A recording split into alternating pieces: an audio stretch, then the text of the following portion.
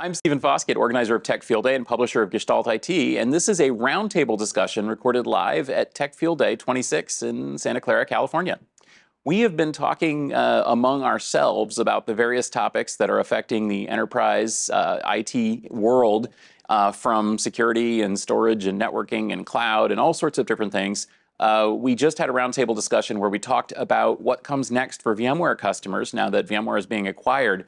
And of course, this leads into another thought, which is what comes next overall for the enterprise data center. So the important thing to think about is that the enterprise data center has been really the most important part of enterprise technology, of sort of big iron technology generally for a long time. But that seems to be changing. We've got hyperscalers who are now the biggest buyers of big technology. We have more and more going to the edge, distributed data centers, international data centers outside the traditional confines of Silicon Valley. And of course, there's a lot of things moving way out to the edge to mobile devices and consumer devices and things like that. So my question is, what comes next for the enterprise data center? So we all know that most of the enterprises are thinking or rethinking constantly their strategy, and now it's all about the multi-cloud and hybrid cloud. And multi-cloud means not that you strategically thinking about having multiple clouds, but actually because you are forced to do to have multiple application. There are policies, data sovereignty, everything. You start using multiple clouds, and you have to start moving data around. At the same time, edge computing is paramount now. If not for any other reason, is just because we are producing huge amounts of data, and you can't have all this data processed in the cloud, but you want to keep the data locally, at least for most of the processing, and just move what is really necessary to the cloud. So there is this huge shift. What I see talking with my clients is that many of them have plans, 3-5 year plans, to have between 60 to 40% of their data center dismantled, and thinking about the cloud as the primary way to do it. It's not that they are getting rid of everything on premise. It's just that their strategy is to have the flexibility to have the on premises data center for what is really cost effective.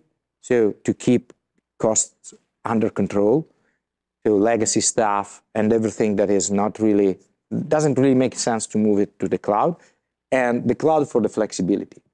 So you pay more, but actually you have the flexibility to move things around, to grow an application quickly, etc.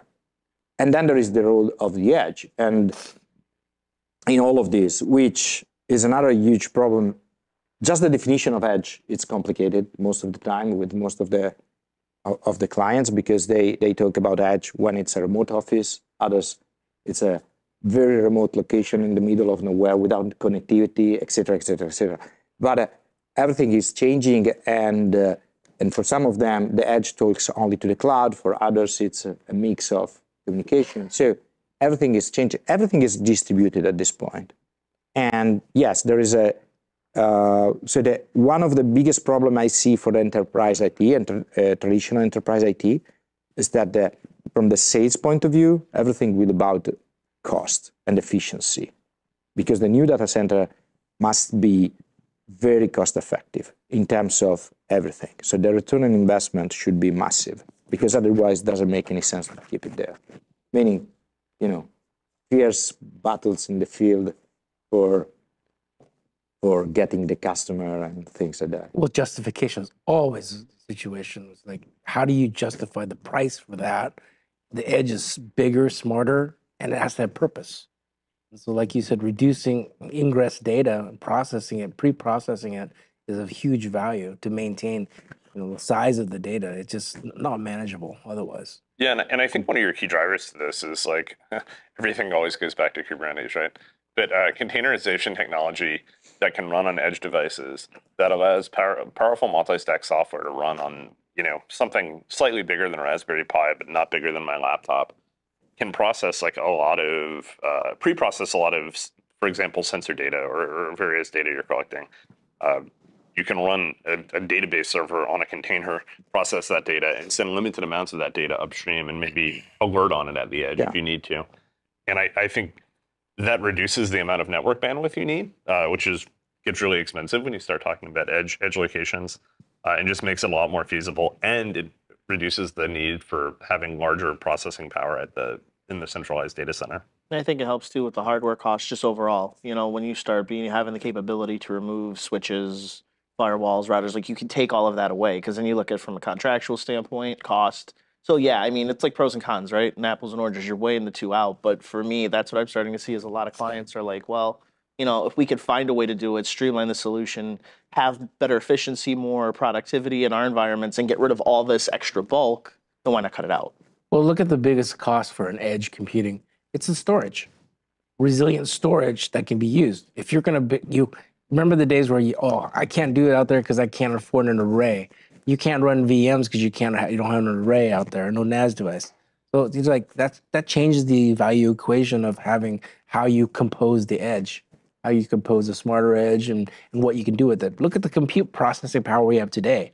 In a single CPU, how many sockets, you can do a lot more than you could in the past. So it's going to justify a little more beef. And then that reduces your cost because you're not going to have to go and bulk ship your data because you process it. So I think there's value there that just needs to rethink the assumptions we've had in the past to redefine the edge to make it work smarter. I consider that when you think about edge or the overall architecture of modern, IT infrastructure is security. So 10 years ago, 20 years ago, we had the data center. It was the only thing that you had to, really secure. And it was mostly about physical security. Yeah. Mm-hmm. Now you have, these very highly distributed environments, and especially the edge, unattended, maybe under the counter of a retail shop. How do you protect this stuff? Most of it, total encryption, you have to encrypt everything. So everything changes, and this is amazing from a point of view, but actually it's also very challenging. And you have different viewpoints there. From the data center side, there's a massive convenience factor in moving to the cloud. You don't have to know your exact requirements. You just have to know that your chosen cloud provider has the resources you need to grow as needed.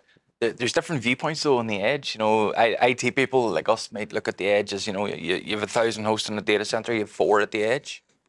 CXOs could be thinking, I have an IoT device in a location. I have a switch that can run 2 Docker containers. There's different viewpoints on what the edge is. And it's not clearly defined at the minute. We're very early into the process of actually capitalizing on everything we have there. Is compute that lives outside of the enterprise data center or cloud data center. Just to be clear, the classic example I always think of is Formula One teams. Like they travel all around the world to race, and they have a ton of trackside processing. It's mostly basically IoT data. They get enough of it that they all have storage arrays on site that they travel with. I think that's a pretty classic example of edge, but we've also had a lot of customers that support oil fields or ships or things that are like online sometimes. And we have to have a solution for retaining their data and doing some pretty stuff. I've had a bit of insight in those. Formula One cars are essentially a very quick IoT device with 300 and something sensors, McLaren, for example, have a full back-end AI ML model that every 12 seconds there's a full script of what to do if the what do you call the car that comes out, slows everybody down? Pace car. Yeah, if the pace car comes out. Yeah. It tells them a full script of everything to do because it's read all the sensors, it knows everything's going on. That's the edge data, but that's being processed in a different continent. Yeah. Would the moon be considered the edge? Yeah, absolutely. Well, and that's the thing. So there, as you said, it's kind of a tautology, but basically data center or computing that's not in the data center is the edge in a way. It's just how far is it, right? Yeah. And in some cases, it's 250 million miles away, right? I don't know. What does NASA think? Yeah, but I think that, again, another classic edge use case is retail. A lot of bigger retail stores have hyperconverged infrastructure or servers and storage and so on in each store. But I think that overall, I'm kind of hearing something that makes me think from this conversation, and that is a lot of the things you're saying, if we substitute computing and data center for offices and office work, doesn't it sound a little the same? And the whole transition of from companies of having people work from anywhere, for companies divesting in big physical offices or changing the environment in their offices, allowing more remote work, the concerns about security and access control and literally physical comfort and safety while working outside an office environment.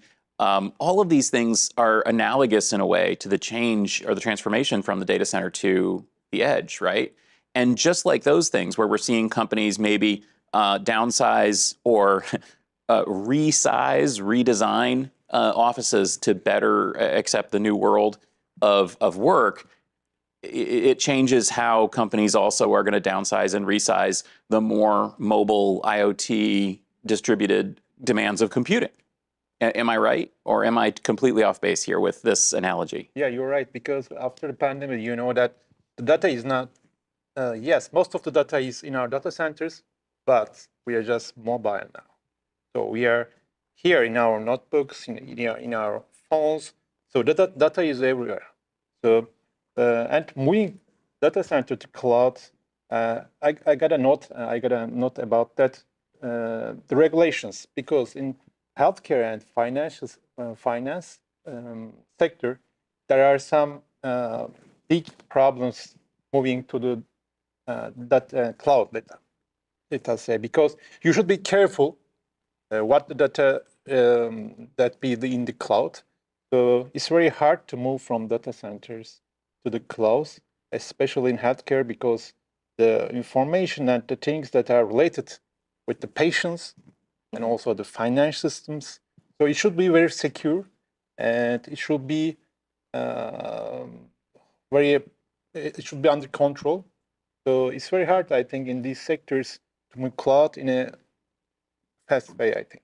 And I can tell you from coming from that space, and I've worked in it for 7 years, everything is dot the I's, cross the T's. And it's not that, like we always say, it's not just a matter of being scared, but you really have to watch, because especially with patient confidentiality, HIPAA, you have to have a signed BAA in place, and then, okay, is your environment PCI compliant?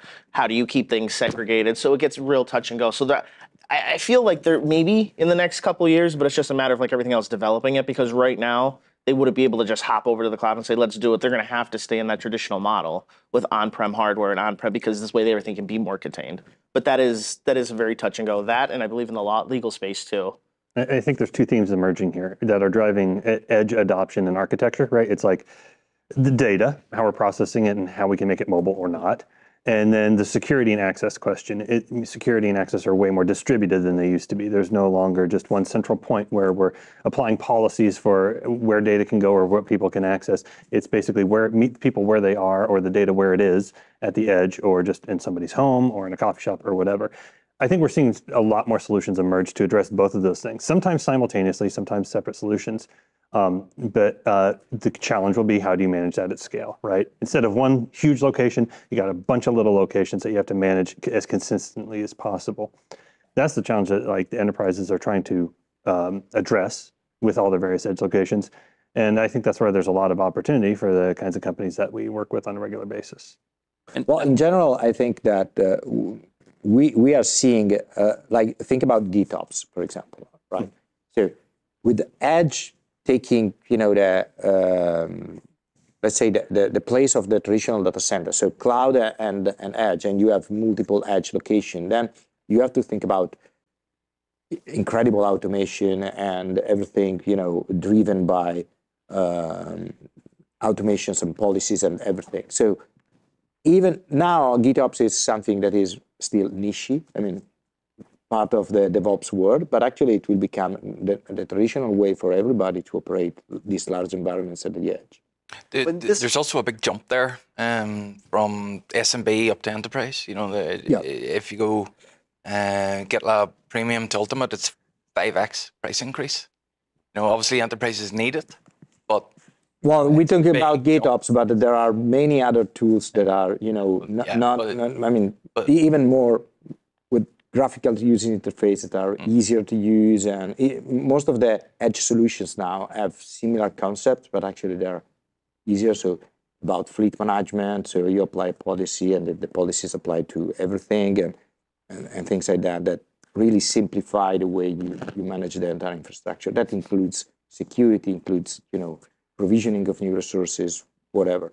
So, I mean, the enterprise IT team has to start thinking more about this anyway. So not everybody's ready, but even the smallest of the organization have to start to work. I don't see any one tool at the minute that is sufficient for everybody. You know, that's why we have these management and control planes appearing now that extend into VMware, into the hyperscalers. You know, it takes something else to manage all these different stacks But and amalgamate them. yeah, so just like the transition that happened between data center up to cloud and then to multi-cloud, this is going to be specific application and specific use case driven. You're not going to just forklift your entire data center and push it out to the edge. You're going to take specific applications that make sense to go out to the edge, and early on use the tools that support that, and then try to grow it, because the market just isn't, it's not there yet to support it, to support every use case, but it can support yours.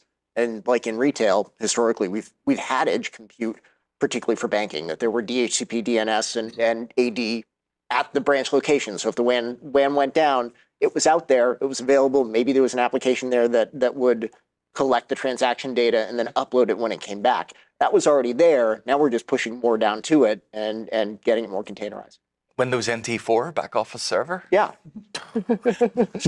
It's back, baby. So am I pushing the metaphor too far, though, with my remote work thing? Because again, I'm still hearing it here, that there are some industries where you can't get outside the data center and you absolutely have to have things, regulated industries or, you know, in-person environments, that there are others where you have very specific security and access concerns. There's the whole sort of shadow IT aspect of it that, and we've been fighting this forever, where the more we try to get our hands around enterprise data, the more others try to sneak it out because they're, you know, they want access and they're trying to make it more available or make it more friendly or make it more useful.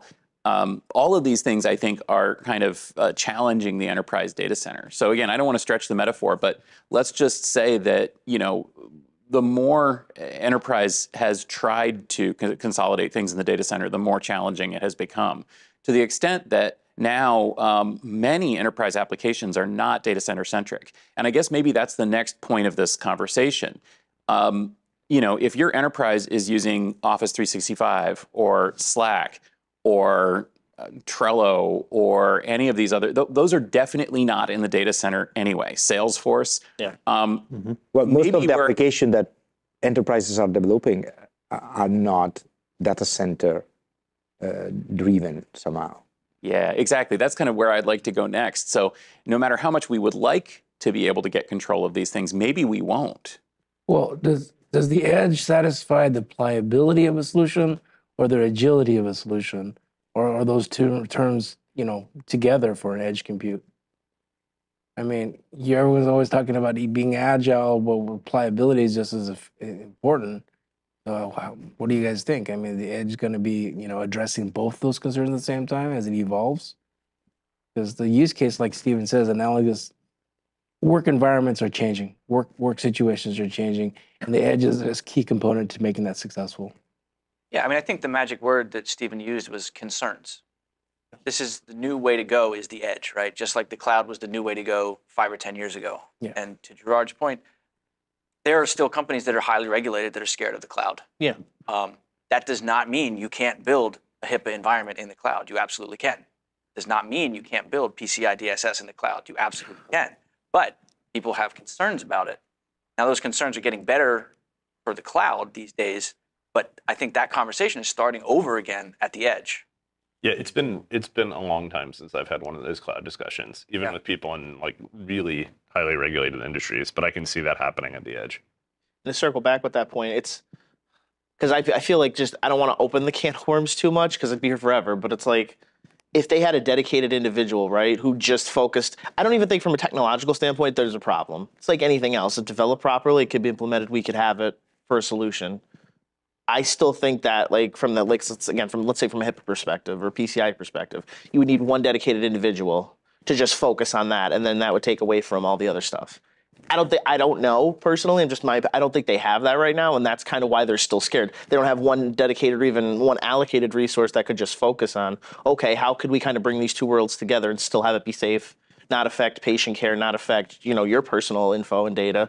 And I could be wrong, but I just don't think there's one allotted individual who's set for that, because they still have to focus on the bigger picture. Yeah, I agree. And I suspect there's also a part of it where a lot of businesses are just like, we're not big enough or we're not in the right industry for the edge to matter. Right. So back burner. Yeah, exactly. Well, sometimes it's just that you didn't find the right application to start with, because I saw a doctor not long ago using an iPad and a sensor that is to do some analysis, and 2-3 years ago was all about having these huge machines with that sensor attached, and then you got the CD, and they made copies after a few days on a central system. Now this doctor can do everything everywhere, so he can have multiple ambulatories. He can work one day in a city, the other day in another city, but he's still connected. Right. And the organization behind it had to change, because the doctor wanted that iPad setup. He doesn't want anymore to use the traditional echography kind of machine. And so the small clinic that is much more flexible and everything that the national healthcare system, they said, okay, we will start to do the things. So it's an edge application, 100%. Totally changed what they were doing, and it was driven by the user. So if you have the organization that don't really want to change, that is difficult. But if you have an high demand to remain competitive, to be more competitive, and your users ask for a change, then you start thinking about the edge in a totally different way. And you find a way, like we did in the cloud, to build your infrastructure in the cloud, in the edge, whatever it's necessary, with the necessary components for security, et cetera, et cetera. So I think it's good that COVID helped us to, if something positive about COVID, we can say that, it helped us to change our mind on a lot of things. Yeah. Remote working, distribution of data, et cetera, et cetera, et cetera. Even before that, it was that provider of the cloud solution, that SaaS solution that you're paying the monthly per user fee for, that was doing the legwork to say, here's the audit results, here's how frequently we audit, here's the blog post and the white paper, here's how we comply with HIPAA, to be able to hand off to the C-levels and say, you guys can do this, you can use this, and pull that application out of the data center, and then we can just host it for you. I think it's just a reformation of the data center. You're gonna have that agility and flexibility at the edge, where you can do the compute-like things at the data center with more reliability, with less costs, and the edge users will be more appreciative, because you're gonna get more response for their applications. So we're talking a lot about edge and maybe something about cloud here. Does it mean that traditional data center will remain only for the legacy stuff, that it's impossible to move for a reason or the other? I mean, I think with the shift at the minute, though, we've looked at the edge as somewhere to run workloads, run applications. There's also a lot of data there, and data's the new gold, data's the new oil. There's a lot of value in that data, so capitalizing on that data at the edge, condensing it, pushing it back into some kind of back-end system, Databricks or something. That's a big driving force, I think, at the moment for companies that have a huge amount of equipment out there. So, what data what information can we garner from these devices? And there's probably only one place to aggregate and analyze all that data as a whole, right? It's probably going to be in the data center. Maybe for some users and customers, it's going to be in the cloud, but there's still going to be some big centralized location. Yeah, as much as the edge gives you in terms of local processing and capturing, the end goal is probably to make use of all that data that we're talking about as a whole. I think there's a lot of people though at the minute that think that should go straight to the cloud, but Maybe. enterprise data centers are going to have to pivot and recapture that market. How do you think that's going to affect enterprise data centers? And that's what I want to get back to here is the core question that we started with was how will enterprise data centers change? And so I think that we're all agreeing that the cloud is a thing and cloud native applications and software as a service and edge and IoT and distributed data and all of these things are a thing. So again, do enterprises need the big cold white room with the noisy fans? Or do they need a smaller cold white room with noisy fans? Or do they need something different? Are they still going to need VMware? Are they still going to need servers and storage and switches? Is what's inside that door going to look different in 5 years? I'm going to throw our favorite answer for any IT question out there. Depends. It depends. Depends, right? But really, Stephen, I love your analogy about kind of the remote working type thing. It depends on all these organizations and how they're shifting their requirements and changing their business models. Because in the case of, well, you know what, our applications are now going to go more distributed, more edge, whatever. We're designing them differently. We are fundamentally doing things different as an organization. Then yes, that data center, I might have to be the last one out and lock that door, right? I love my data centers. I hate to think that. But on the flip side, if there's organizations that are still moving along business as usual and they can't build a business case to say, shut down that data center quite yet, maybe not so much. And I've also seen a lot of customers kind of say, we've built our last data center and now we know we have 10 years or 15 years or whatever to do something different, right? And we're not going to do it again, but for now, we're going to keep this running and start planning. So again, the only thing to loop it all back to is those business requirements and how these organizations actually function. And I think it's going to be a little different for everybody. Of course, everybody wants to follow the hot new trend and do all these cool things. But at the end of the day, if you can't tie it back to the business requirements and prove your case for doing something differently, there might be a lot of them that just sit there and keep running for a while. I agree with Melissa. Business outcomes. There's a reason VMware have that in the top tier on all the slides. You see, it's about business outcomes. And so business outcomes, it depends. That's not a satisfying answer. I think that I will just editorialize. I think that it is inevitable that the big white room with the noisy fans is going to be a smaller white room with the noisy fans. Yeah. I think it's inevitable because SaaS and edge and so on mean, and also just the physical changes of the way that computers look and next generation systems and the end of disk drives and all this kind of stuff means that we are going to have smaller systems where they're going to be more compact, they're going to be closer together. We're not going to need quite as much space. And so I think that stuff is going to change. I also do think that some of the software and applications and assumptions we're making about the architecture in that big room are going to be changed too. So please do check out these video roundtable discussions. If you go to techfieldday.com or YouTube/techfieldday, you will find a roundtable playlist. If you go on the YouTube channel, if you go on the website, you'll find Tech Field Day 26, and you'll be able to click on the roundtables down there in the agenda. And all of these videos are going to be posted in there. We talked earlier about what the future holds for VMware customers. We just talked about sort of how does the data center going to change. And next, the next topic is going to be how do hyperscalers change as well, or how does hyperscale tech change the shape of the data center?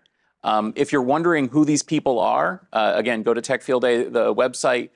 You can see a list of the delegates there online. You can see their YouTube channel, their Twitter, their blog, their podcast, their, I don't know, Twitch, I don't know, what is this? Instagram, something. We got all their social links in there. You got their bios in there, and you can get to know the people who've had this conversation. And I know that they would love to continue this conversation online as well.